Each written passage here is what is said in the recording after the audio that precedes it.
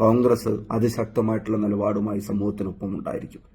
ജനാധിപത്യത്തെ വിലമതിക്കുന്നവരോട് നടത്തുന്ന ഫൈറ്റല്ല, അതിന് കഴിയാവുന്ന എല്ലാ അവസരങ്ങളിലും ഇല്ലാതാക്കാൻ ശ്രമിക്കുന്നവരോട് പാർലമെന്റിനകത്തും പുറത്തും നടക്കുന്ന എല്ലാ പോരാട്ടങ്ങളുടെയും അതിശക്തമായിട്ടുള്ള മുഖമായി രാഹുൽ ഗാന്ധിയും സോണിയാഗാന്ധിയും കോൺഗ്രസും ഖാർഗെജിയും എല്ലാവരും മുന്നോട്ടുണ്ടായിരിക്കും.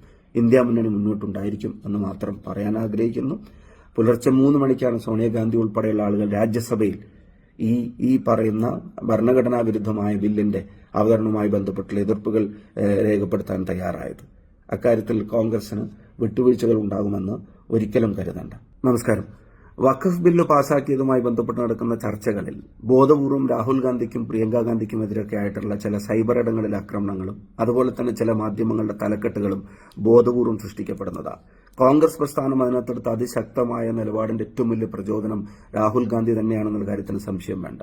പ്രിയപ്പെട്ട മാഡം സോണിയാഗാന്ധിയും മല്ലികാർജ്ജുന ഖാർഗെജിയും ഒക്കെ അക്കാര്യത്തിലെടുത്ത നിലപാട് എന്താണെന്ന് നമുക്ക് എല്ലാവർക്കും അറിയാം. രാഹുൽ ഗാന്ധിയും ഇക്കാര്യത്തിലെടുത്ത പരസ്യമായ നിലപാട് ഇത് ഭരണഘടനയുടെ പ്രശ്നമാണ് എന്നുള്ളതാണ്. ഇതൊരു മതത്തിന്റെ മാത്രം പ്രശ്നമല്ല, ഇത് ഭരണഘടനയുടെ അവകാശങ്ങളുടെ ലംഘനമാണെന്നുള്ള അപ്രോച്ച് തന്നെയാണ് അക്കാര്യത്തിലെടുത്തത്.